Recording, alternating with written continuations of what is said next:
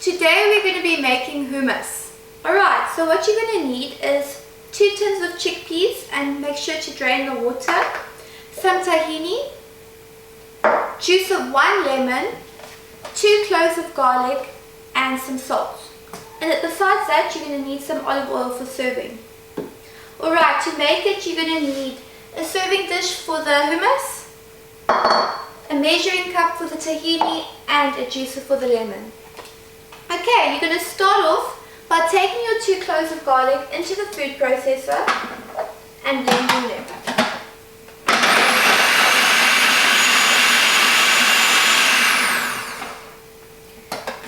Next, you're going to add the rest of the ingredients one at a time. Starting with the chickpeas, you can just pop them in.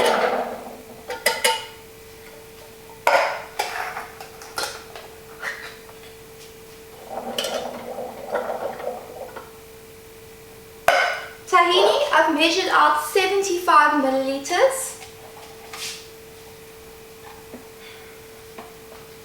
It's very normal, and you will see when you use the tahini for it to separate. The oil comes to the top, don't worry about that, it's normal. The juice of the lemon, I've juiced it already.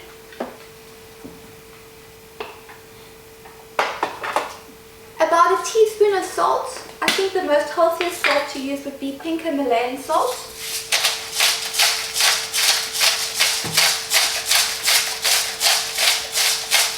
That should be enough. And then blend it all together. Once you've blended it, you will see the consistency you're looking for. You can add about a teaspoon or 2 of water depending on the consistency you like.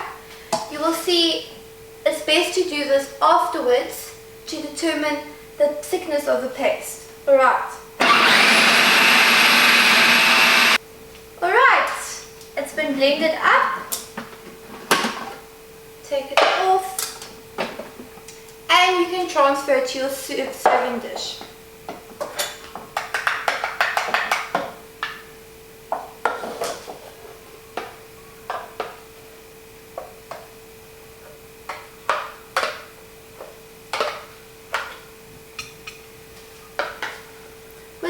It's always best to serve it with a drizzle of olive oil to enhance its flavor. Some more salt on top. And some ground black pepper. Today I served the hummus with some cucumber sticks, cut up carrot sticks, and some toasted pita wedges. Besides that, some other alternatives to use would be cherry tomatoes, adding it on top of a vegan burger, with rice cakes, anything like that. It works perfectly with most dishes, that's why it's so popular.